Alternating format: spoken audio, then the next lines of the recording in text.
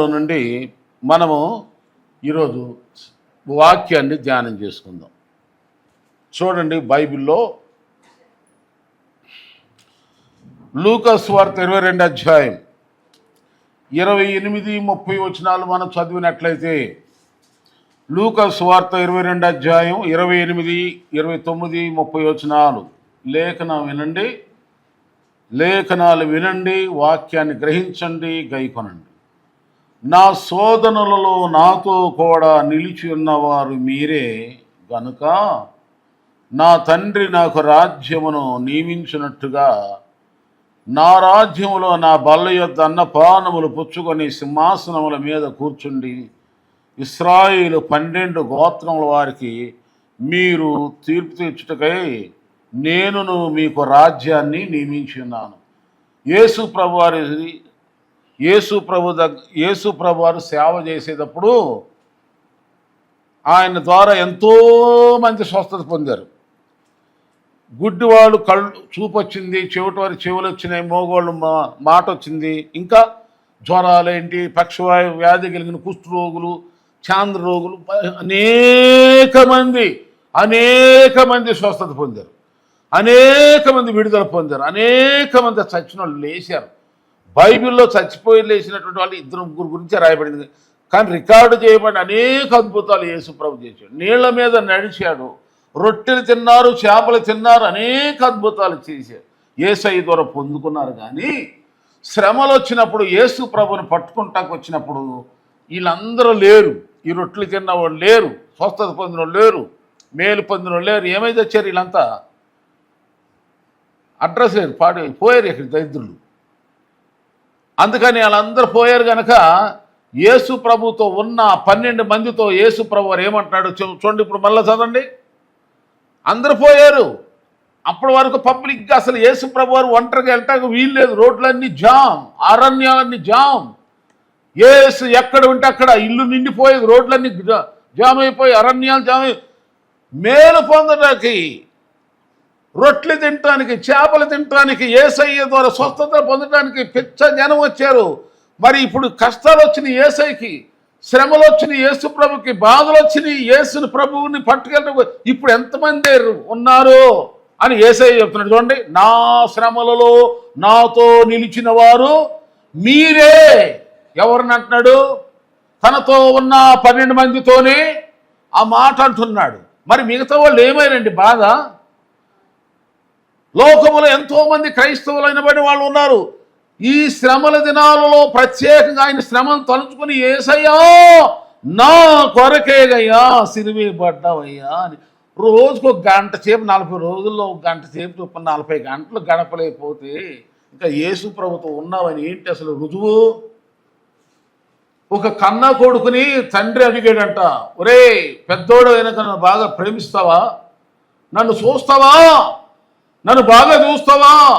Okay daddy, నేను నిన్ను చూడక ఇంకెవరిని చూస్తాను అని. ఎలా చూస్తావు చెప్పరా అని అంటే ఆడేం చేశాడంట, పిల్లడు 2 కళ్ళు, ఈ 2 కళ్ళు ఎట్ట తెరిచి ఇది ఎట్ట చూస్తానాడు. ఆ చూపు ఎవరు మంచిదేనా? ఆ చూపు ఇట్ట చచ్చారు క్రైస్తవులు ఈ రోజుల్లో.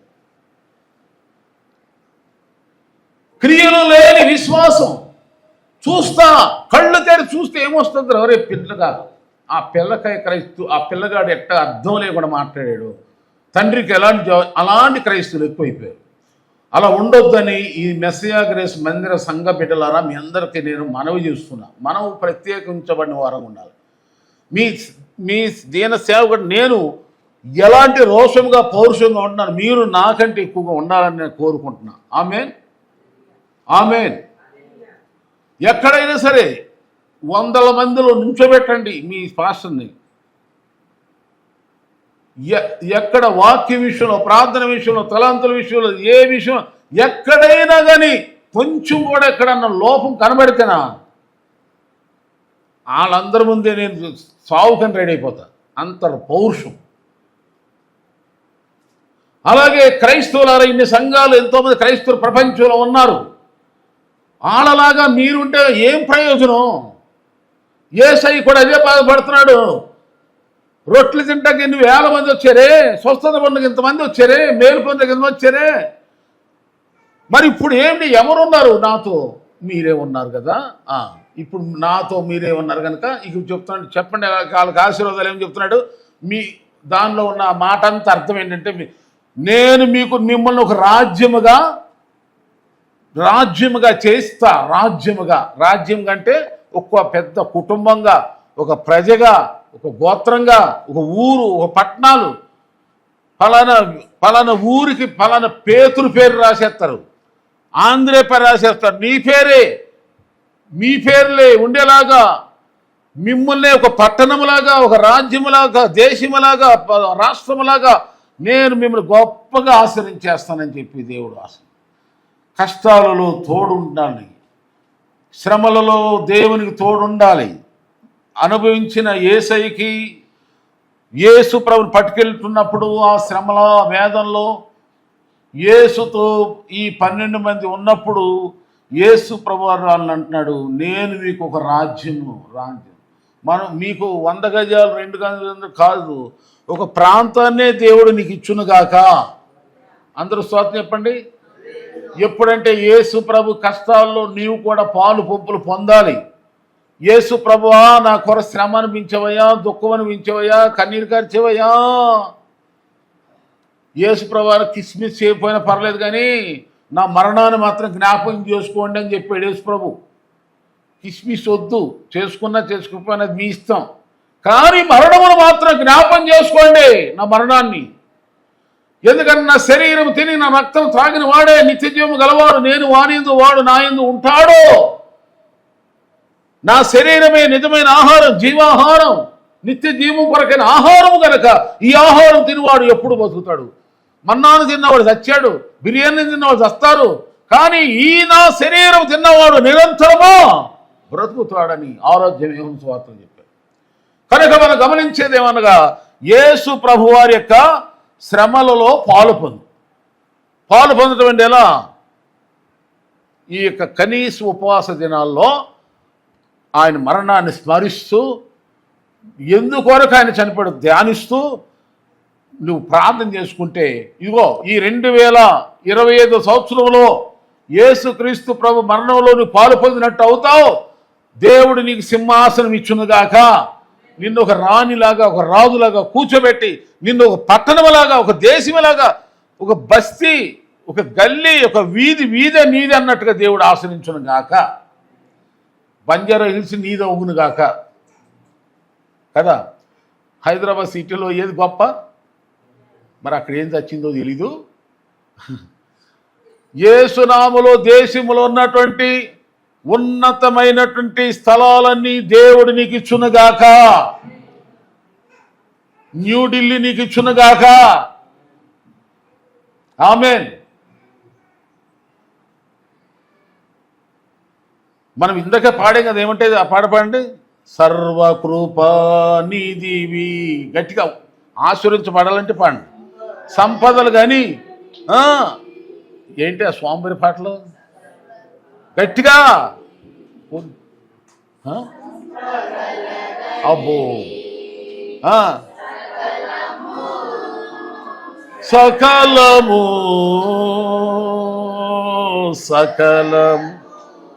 అడో చేయగల నీవైపేనా.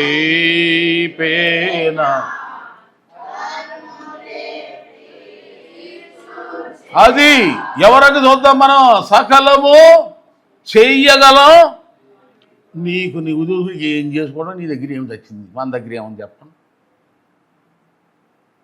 మనం చూసుకున్నా అయ్యయ్యే ఉందయ్యా ఇక ఇయ్యగా మాటలు ఏం నిజంగా లేదు. అందుకే ఒక ఆయన అంటాడు, యేసు లేకపోతే యేసు క్రీస్తే మనకు అన్న, యేసు లేకపోతే సున్నాయి ఇప్పుడు బతికైనా జీరో. కనుక ఇక్కడ గమనించండి, ఇక్కడ నా శోధనలో నాతో పాటు ఉన్నవారు మీరే గనక మీకు ఒక రాజ్యాన్ని, ఒక సింహాసనాన్ని ఇచ్చి మిమ్మల్ని ఉన్నతంగా పరిపాలించే పాలకులుగా, ఇచ్చేవాళ్ళుగా, పెట్టేవాళ్ళుగా, ఉన్నతమైనగా స్థితిలో ఉండేవారుగా నేను మిమ్మల్ని ఆశీర్వస్తాను, ఎందుకంటే నా శ్రమలలో నా శోధనలో మీరు నాతో ఉన్నారు. చూడండి, యేసు ప్రభు వారి యొక్క శ్రమలు శోధనలు ఎలాంటివి అంటే, ఒకటి సామాజికంగా శ్రమలు. సామాజికంగా అంటే యేసు ప్రభుని ఏమేమి నిందించారు ఆ టైంలో అంటే, ఏనండి ఎలా నిందించారు? ఆయన ఏమన్నారు చెప్పండి? ఇతడు పాపులతో వెళ్ళి భోంచేస్తుంటే ఈయన ఏమన్నారు? పాపుల స్నేహితుడు అన్నారు. ఇదిగో మీ బోధకుడు పాపులకు స్నేహితుడు, ఈ శిష్యులకు చెప్తున్నారు వచ్చి. ఇంకేమన్నారు? మీ యొక్క బోధకుడు త్రాగుబోతు అంటే మద్యం తాగే వాళ్ళకి వెళ్ళి వాళ్ళతో కూర్చుని వాక్యం చెప్పి వాళ్ళని కూడా మార్చాడు కనుక మారదు. సుంకరులకు, పాపులకు, వేశ్యలకు, రకరకాలైన జనాంగాలకు మీ బోధకుడు, మీ గురువు గారు అని రకరకాలైన నిందలు.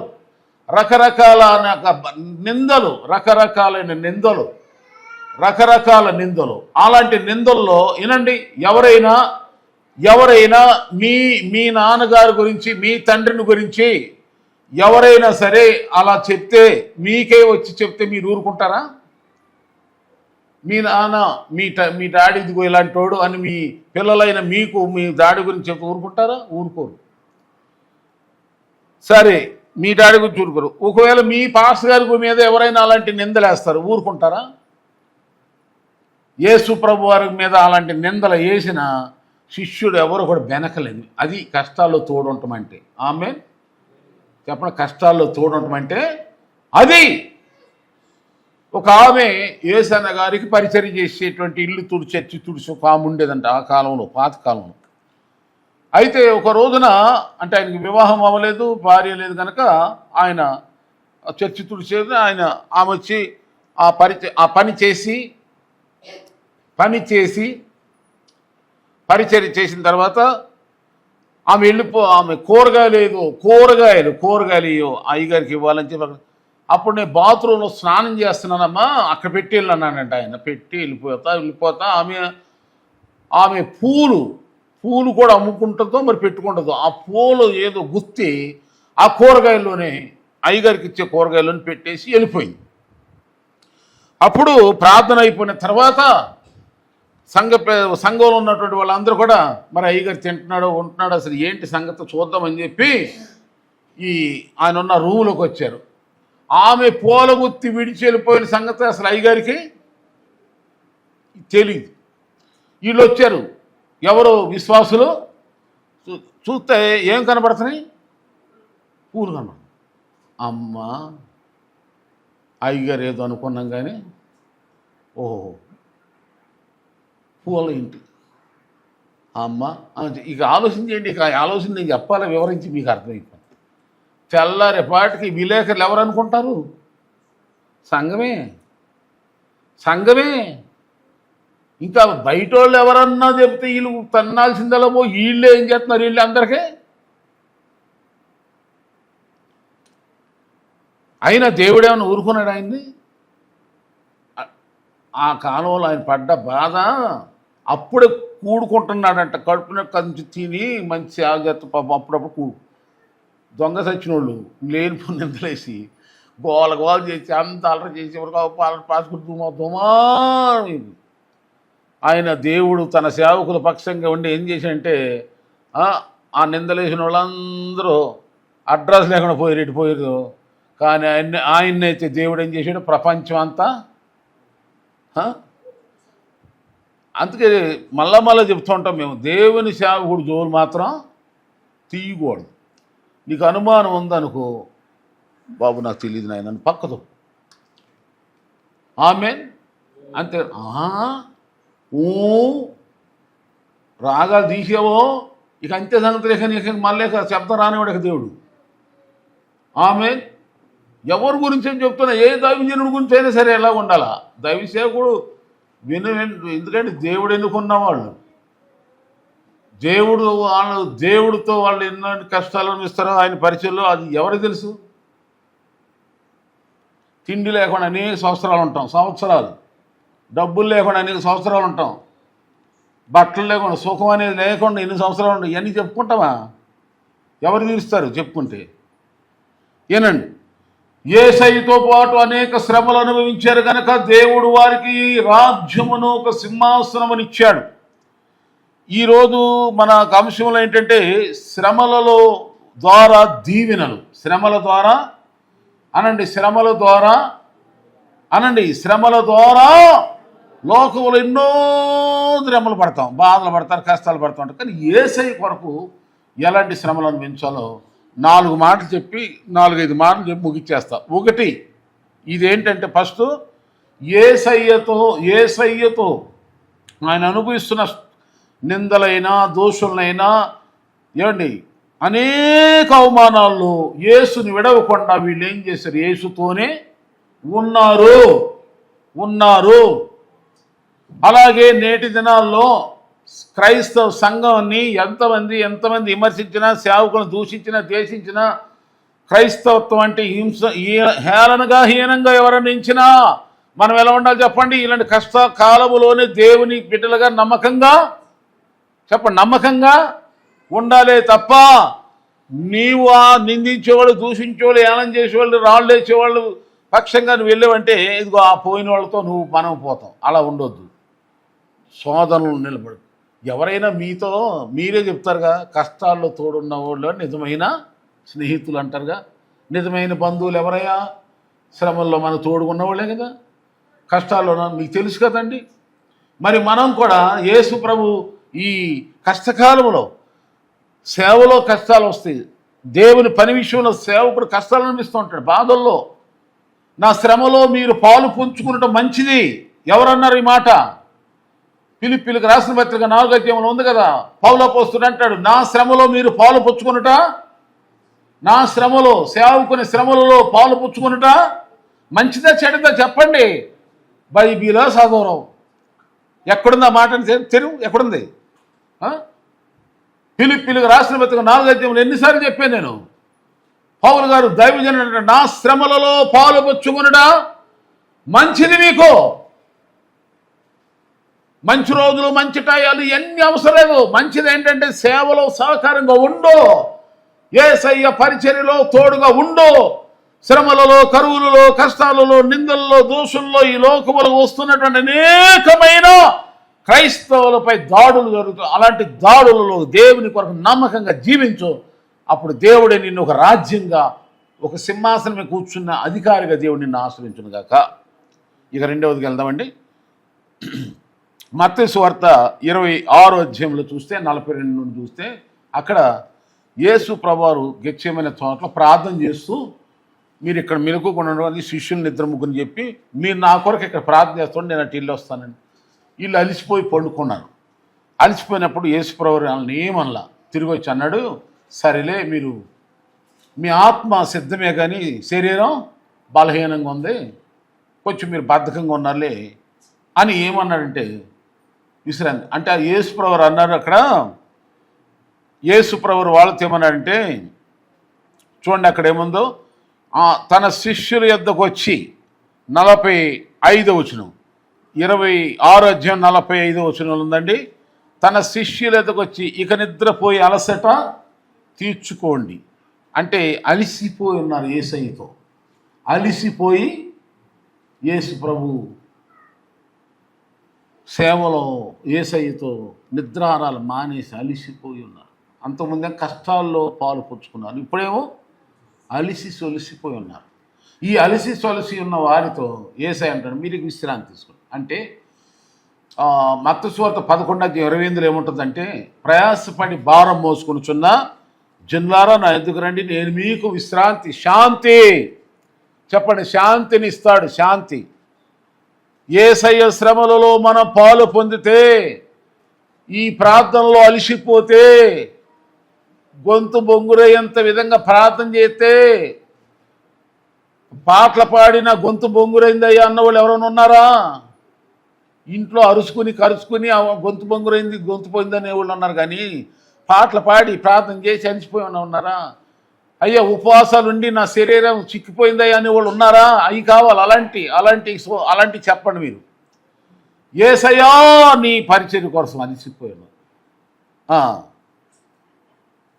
నడచి అలసిపోయినావా, నడవలేక సొమ్మసిల్లి నిలిచిపోయినావా, నడచి నడచి అలసిపోయినావా, నడవలేక సొమ్మసిల్లి నిలిచిపోయినావా, కలువరి గిరిదనుక సిలువ మోసిన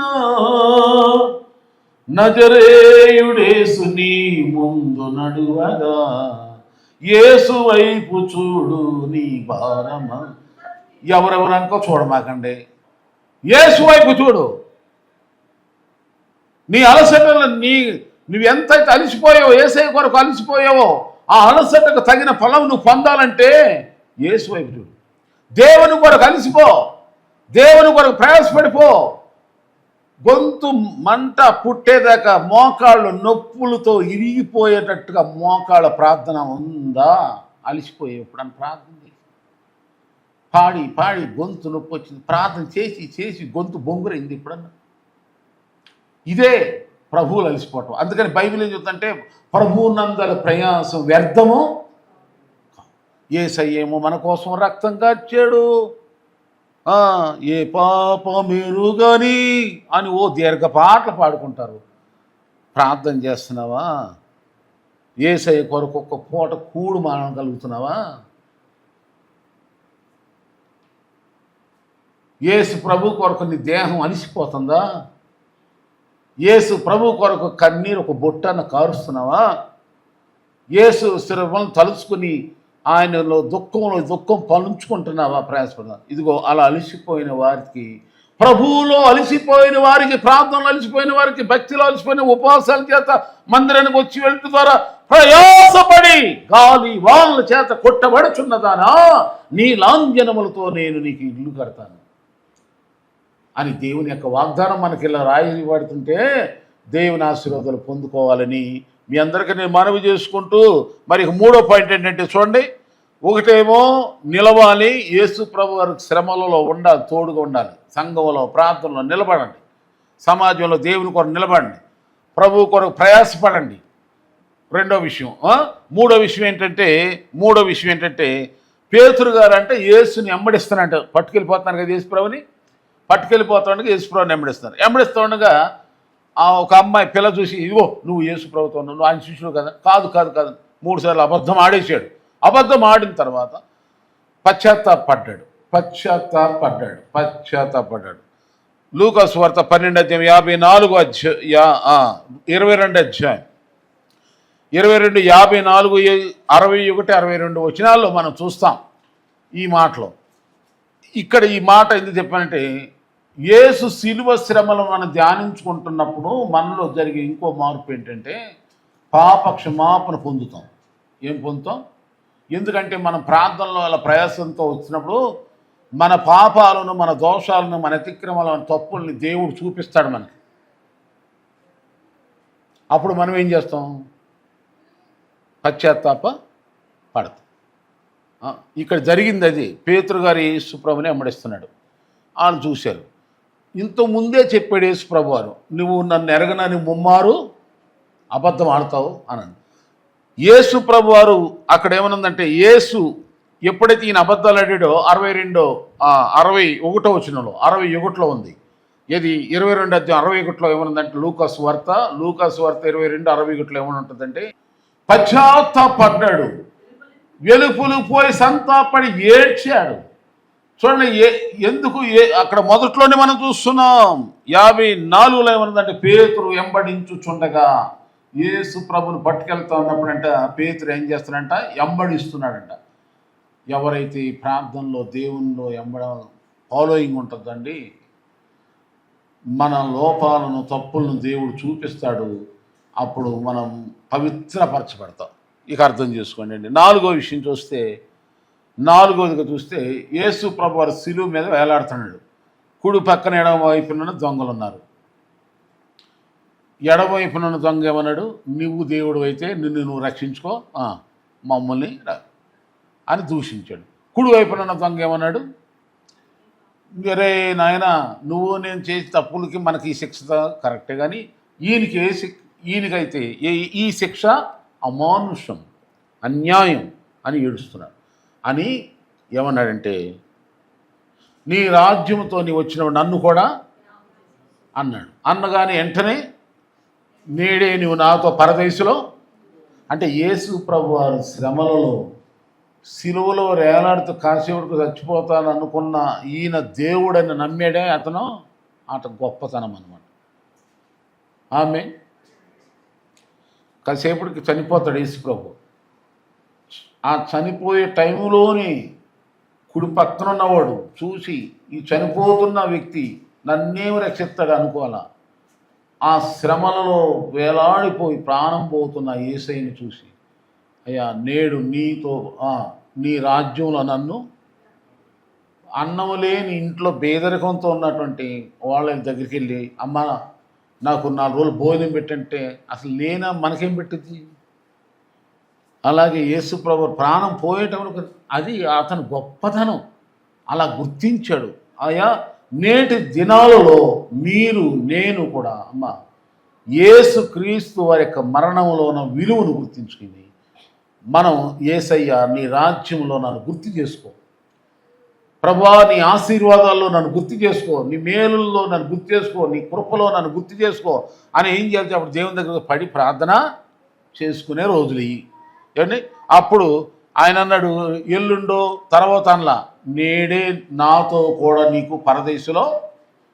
అలా ఎవరైతే అయ్యా నన్ను గుర్తు చేసుకో, అయ్యా నన్ను బలపరచు, అయ్యా నన్ను దీవించు, ప్రభో నన్ను ఆశీర్వించయ్యా అని ఎవరైతే యేసును చూసి కన్నీళ్లతో నోరు పెట్టుకుంటామో, యేసు అంటాడు, యేసు ప్రభు అంటే నేడే. ఇక 5వ మాట ఏంటంటే, 5వదిగా ఇక యేసు ప్రభు శిలువ మోసుకుని వెళ్ళిపోతా ఉన్నాడు. వెళ్తా ఉండగా యేసు ప్రభు శిలువ మోసుకుని వెళ్ళిపోతా ఉండగా లూకాసు వార్త 23 అధ్యాయం 27 వచ్చిన 28 వచ్చిన చూస్తే, మోసుకుని వెళ్తా ఉంటే శిలువ చాలామంది యెరూషలేము కుమార్తెలంట, గొప్ప జన సమూహం ఏం చేస్తానంట, ఆయన చూసి ఆ బాధ చూసి ఆయన శిలువను లాగుతుంటే ఆ కన్నీరు ఆ దెబ్బలు బాధ తట్టుకోలేక గుండె కొట్టుకుంటూ ఏడుస్తున్నారంట లేడీస్. ఏడుస్తూ ఉన్న ఆ స్త్రీలను చూసి యేసయ్య వాళ్ళవుతాడు తిరిగి అన్నాడు, అమ్మా నా కొరకు మీరు ఏడమ్మకండి, మీ పిల్లల కోసమే. అంటే ఎవరు మన పిల్లలను రక్షిస్తాడు. నీవు యేసయ్య శ్రమల ధ్యానాల్లో పాలు పొందితే నీ పిల్లలకు యేసయ్య రక్షణ.